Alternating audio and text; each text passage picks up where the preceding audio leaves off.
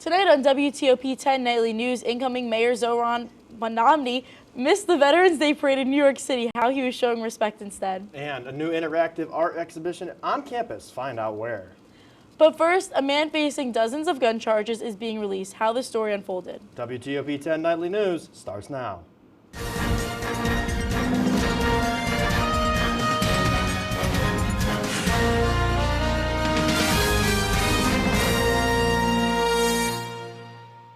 Good evening and thank you for joining us. I'm Piper Kiernan. And I'm Brady Hauser.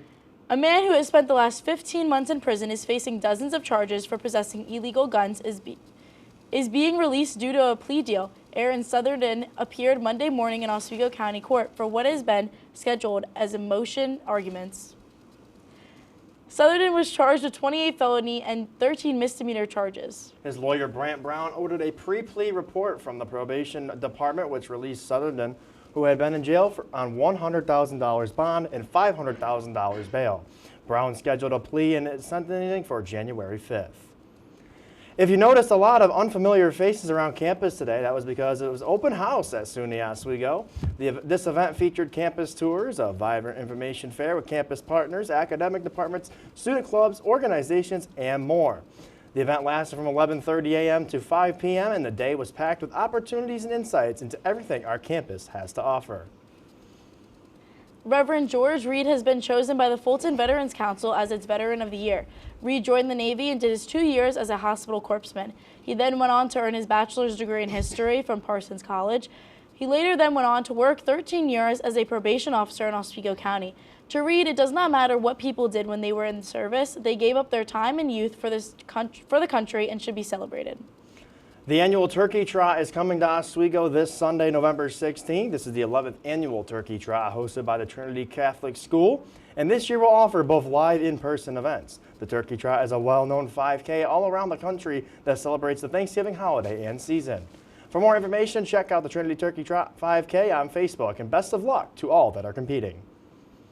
Artswego is a program dedicated to bringing the fine arts to Oswego.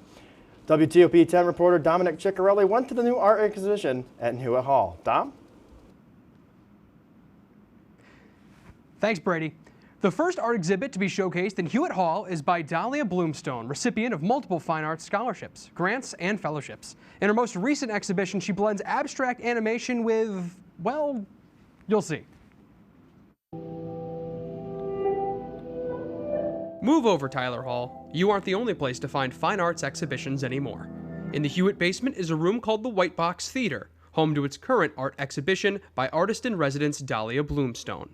The exhibition is called Unless the Outcome is Income, and it features surreal imagery meant to make its viewers ask questions. Here's Lowell Hutchinson, Director of Arts Programming, with more. Every year we bring an artist to campus for one semester to engage with our students. It rotates through the various arts departments on campus. The exhibition features a bio on the artist with an insight on the art, a long animation piece projected on the wall, complete with music and heart-shaped pillows to watch from, and something a little more unique. Now, this exhibition is based on Dahlia's research into a lot of different media sources. And one of the parts of the research that she did was on Roblox. So she actually implemented a Roblox game into her exhibition here to tell the story about some of her findings within the game. So I'm not very good at Roblox, but let's see if I can figure out what she's trying to tell us. While the messaging may have gone right over my head, the abstract nature of the work is meant to invoke different thoughts in different people. I would encourage people to come in, sit. It's pretty abstract. I think you can take you can take away from it, you know, what you will, and that's the great thing about art is it's kind of up to interpretation. And her work is very much abstract in that way. It leaves a lot open to interpretation. I'm Dominic Ciccarelli for WTOP-10.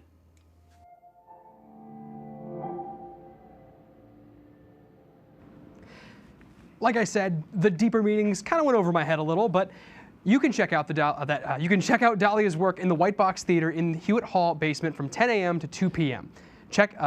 Experience the abstract imagery and interactive Roblox game for yourself. Piper, Brady, back to the desk. Thanks, Dominic. We saw our first snowfall here in Oswego over the last couple of days. I wonder if we'll be getting any more snow soon. Let's find out with Storm Team 10 meteorologist Bradley Jacobs. guys, and we did see our first snow of the year here in Oswego over the last 24 to 48 hours, thanks to lake effect snow from the lake. As you can see here, what is behind me, nice little snow pile of what's left. While other areas south of here did see quite a bit of snow, we only saw maybe about 1 to 3 inches. And now we can expect lake effect rain and precipitation to continue on throughout the week. How much will we see, and the cooler temperatures seeping in, as well as the whiteout forecasts, are all going to be my full weather forecast ahead. But for now, back to you guys at the desk, and I am freezing out here. Bradley, thank you. 56-year-old Michael J. Keats was taken into custody at the Ontario County Jail on a charge of making a terroristic threat. Keats is accused of emailing the Granger Homestead and Carriage Museum, threatening violence and forcing the museum to cancel its Christkindl dinner dance. The dinner dance is the museum's foremost fundraiser. Now there will be a drive-through dinner. The Albany City School District is mourning the death of an Arbor Hill Elementary School student who died over the weekend in what officials describe as a tragic accident at home. According to the district, the incident may be connected to an online social media challenge. Albany police said officers responded to a home Saturday and found a young girl unresponsive. She was transferred to Albany Medical Center where she was pronounced dead. The department has ruled the incident accidental and is not releasing any additional details. Today is Veterans Day, and New York City Mayor Zohran Mamdani-elect did not attend the Veterans Day parade. Instead, Mamdani went to the Commonwealth Veterans Residence in Parkchester, where he and other volunteers served former servicemen an array of food for lunch. The mayor-elect said veterans face disproportionate struggles in the city, and he and his administration vow to help our nation's heroes every single day. Still ahead tonight, find out how flights are being managed during the government shutdown. Plus, a daring heist goes sideways for the culprits. Find out how after the break.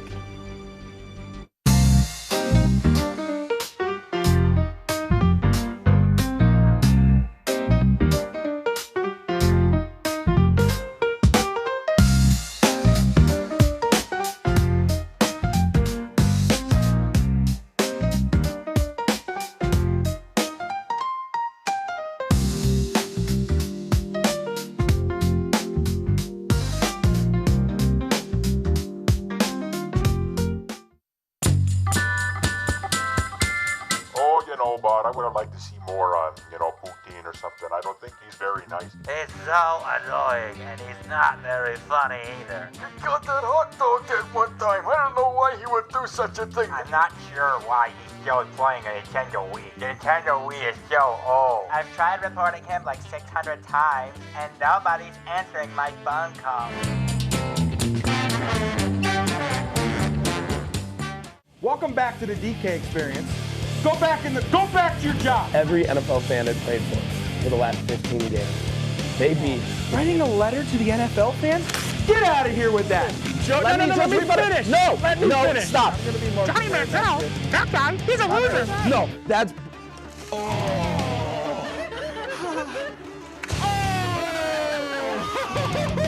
Watch the DK experience. What we do here is go back. Cooked. You know it's cooked when it's not raw anymore. Gordon Ramsay in the sea here. Cat cam. Because Kenny pulled a picture of him. Yeah.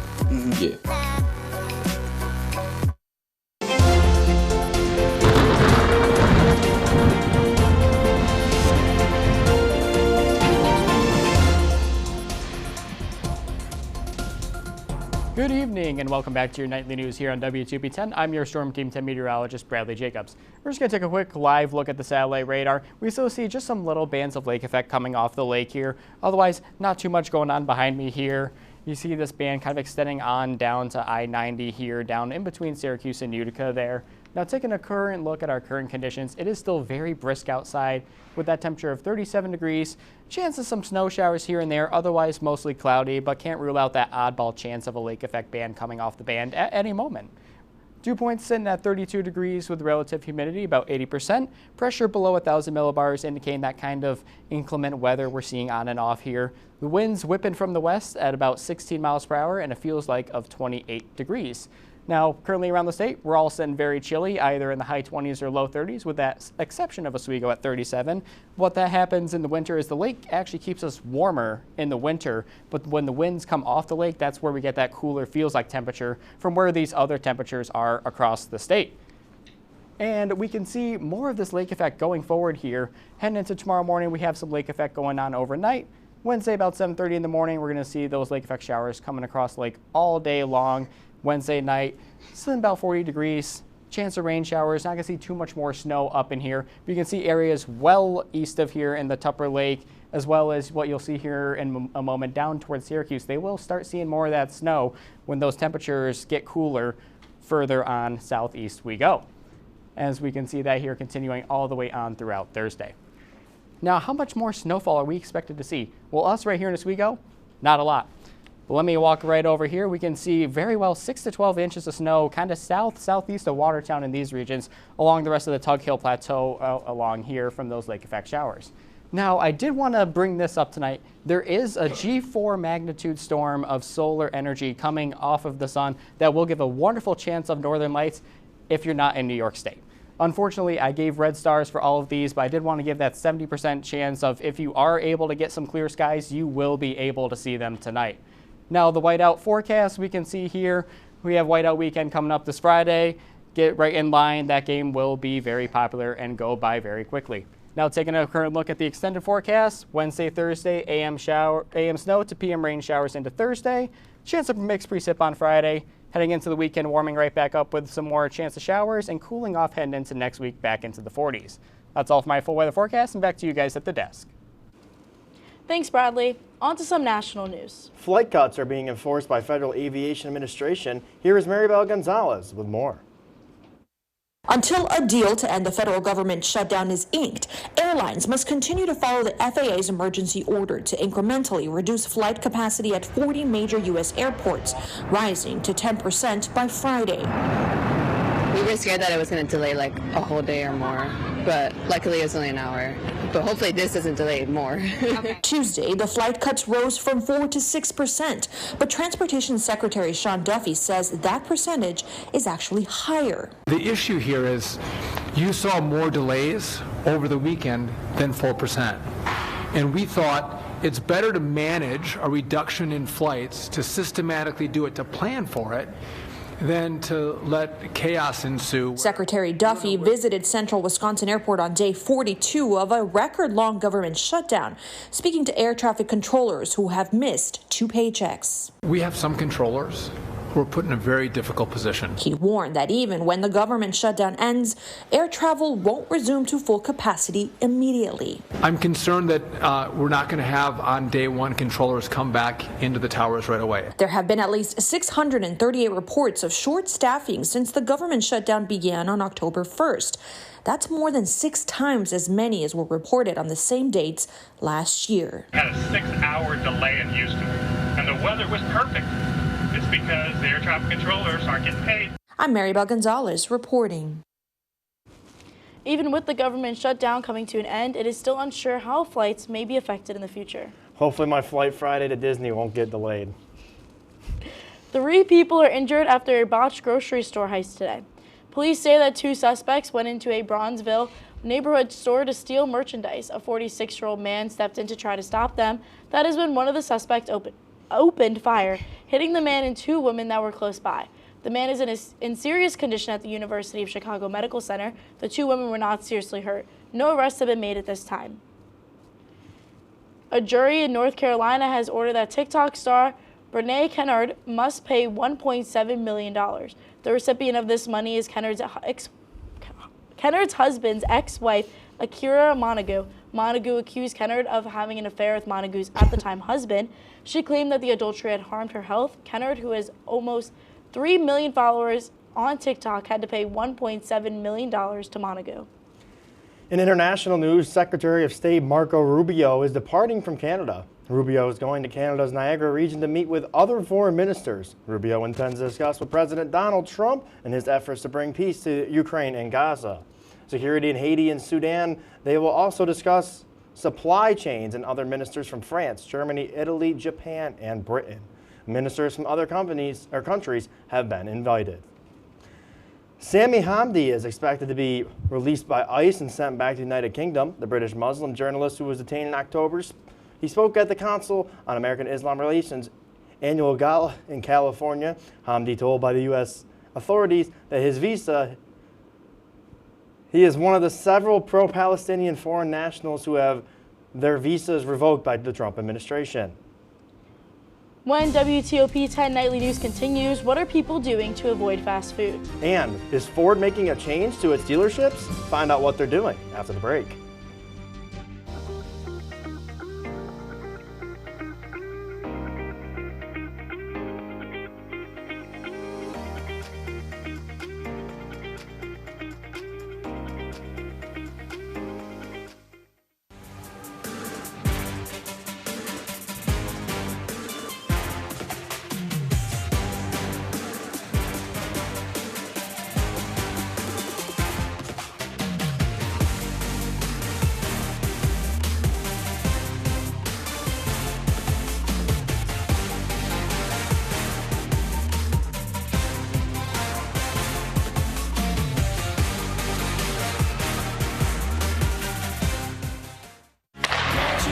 If it's hockey, In front, they score! it's on Hockey Talk.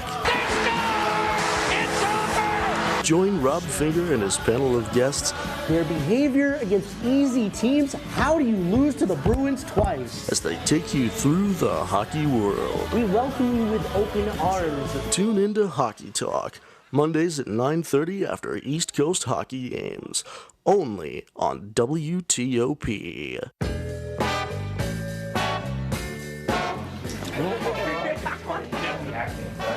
Oh boy!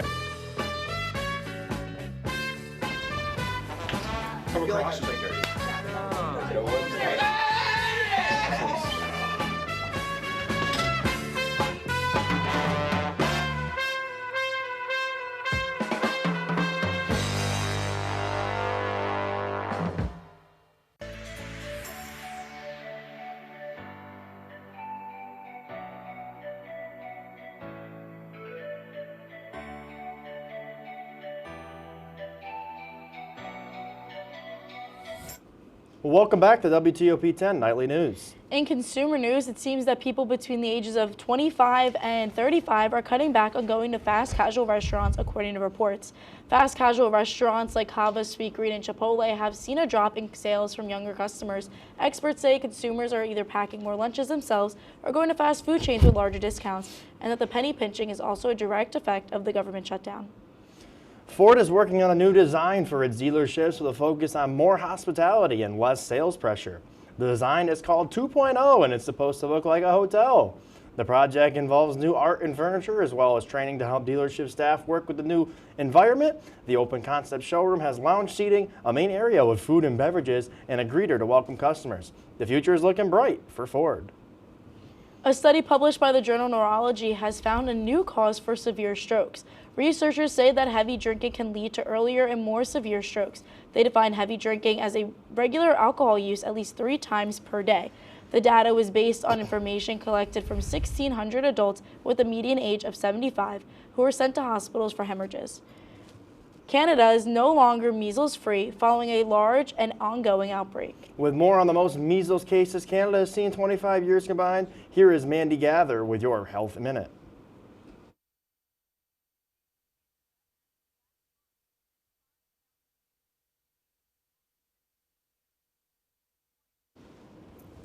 The CDC says older children, adolescents, and adults who don't have evidence of measles immunity also need to take 1 or 2 doses of the vaccine. These vaccines must be given 28 days apart. Now here is Aiden with highlights of the first half and a live final score update on tonight's men's basketball game. Aiden? Thanks, Piper. Today we're going to try something different. We had a game going on live for basketball where SUNY Oswego's men's basketball team competed in their 3rd game of the season just now. Coming into this game, Oswego sat at 500 with a record of 1-1. Tonight, they went up against St. Lawrence, who came into the game with a 1-0 record.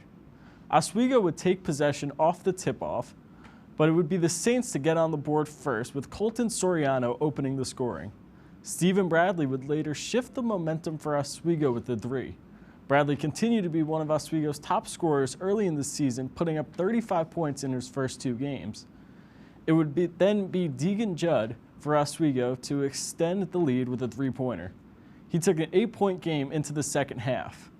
That close game continued as tonight's final score was 92-83, and the Lakers took this one by 9.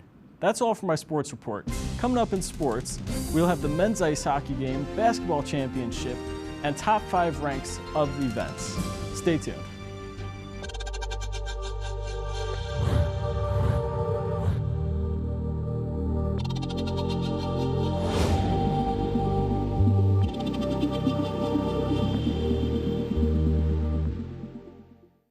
Say, President Stanley, whenever there's bad weather, who would you turn to? I'd turn to Storm Team 10. No, but you've got to say it like this. Storm Team 10. Say it with me. Storm Team 10.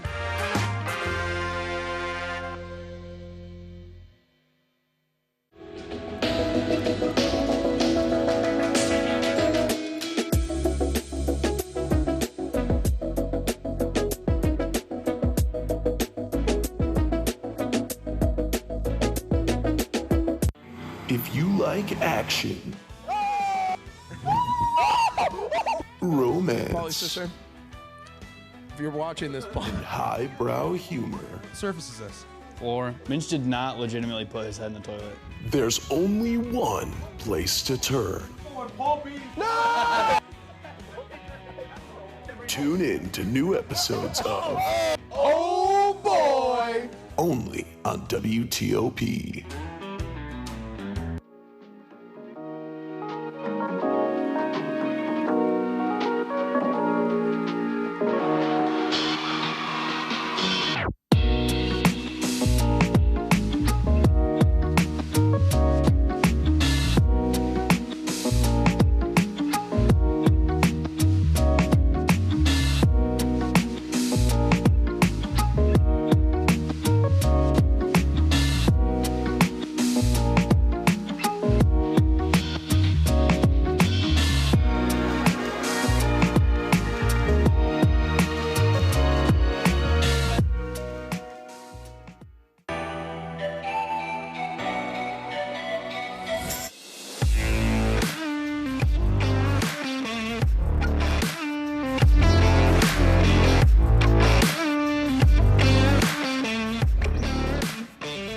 Welcome back to WTOP.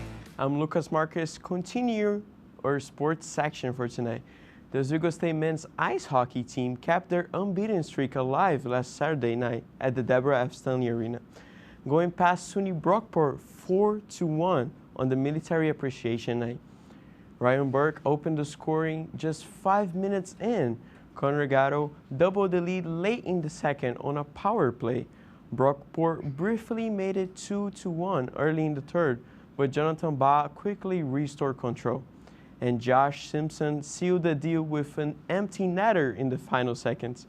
Someone who stood out that night was the goaltender Michael Menzie, shutting the door with 21 saves, backstopping a defense that killed all 3 Brockport power plays. Great, just gotta come with the attitude that it's just a normal game. Obviously there's a little jitters, but it felt great. Guys made it easy on me, and had some fun. The Lakers will now return home ice this Friday for the annual whiteout game against Plattsburgh at 7 p.m. Staying on campus, the Oswego men's basketball team came just short in the MaxZill tournament last weekend, falling 81-75 to Union College at the championship game. Deacon Judge and Stephen Bradley led the Lakers with 19 points and 18 points respectively, but it wasn't enough to conquer the win. The Lakers got dominated in the first half, losing by a difference of 9 points by halftime. It got to a point where the Lakers were losing by 19 in the beginning of second half. The team managed to improve their transition and defense with under a minute left. Judge's layup lowered the score to 79-75. As the crowd hyped up, but Union's free throws iced the game. Coach Jason Leon says his thoughts on the game and what can happen for the rest of the season. So we'll get there. I have confidence in our guys. They're a great group of kids. They're disappointed about the loss today, but you have to earn victory. You know, we didn't play well enough to win, and Union certainly did. They really played a good game. The Lakers actually played today against St. Lawrence University, and they won the game. So that was a great win after a tough loss in the championship game. Now, some recognition also happened for the Lakers here. After a dominant duo meet against Hobart and William Smith College, Oswego Antonio Medina and Jane Lafreniere have been named SUNYAC Swimmers of the Week. Medina captured both the 200 and 500 yard freestyle titles and anchored the winning 200 free relay, while Lafreniere went undefeated in the 50, 100, and 200 freestyle events and added her relay team to the first place. Strong work from the Oswego swimmers. Both squads traveled to Fredonia this Saturday for another showdown starting at 1 p.m.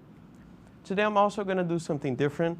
So we have a lot of events this weekend, or this week, I mean, and I'm going to show the top 5 things I laid out here for what I think is the best events you guys should look out for. So top 5, we have men's and women's cross country at the Niagara Championship this Saturday, November 15th. In 4th place, we have Alumni Weekend for ice hockey. This weekend, many alumni will gather here in Oswego to watch the weekend's game. The 3rd place, we have the retirement of to honor number 1 Olympic medalist Pete Sears, November 15 in the Deb Arena. In 2nd place, we have the volleyball playoffs, where the Lakers are already in the semifinals and wait for their opponents on the quarterfinals. And in 1st place, obviously, we have the Whiteout Weekend, Oswego versus Plattsburgh in men's ice hockey here in Oswego Friday. I don't need to say much. It's going to be intense from start to finish. After the break, stick around to find out what's the raining from the sky in Florida.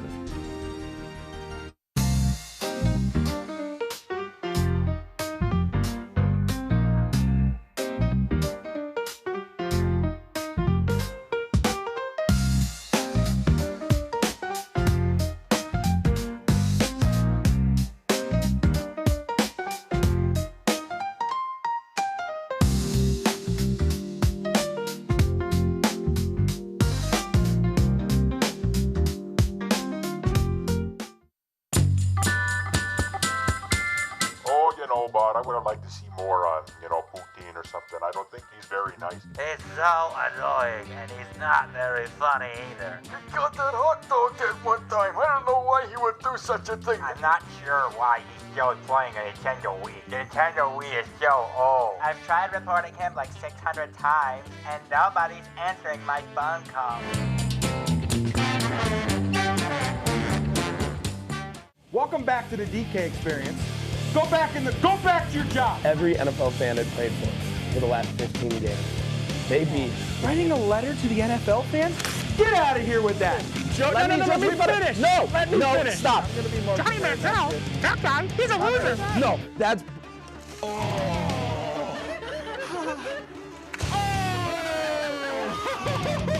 Watch the DK experience.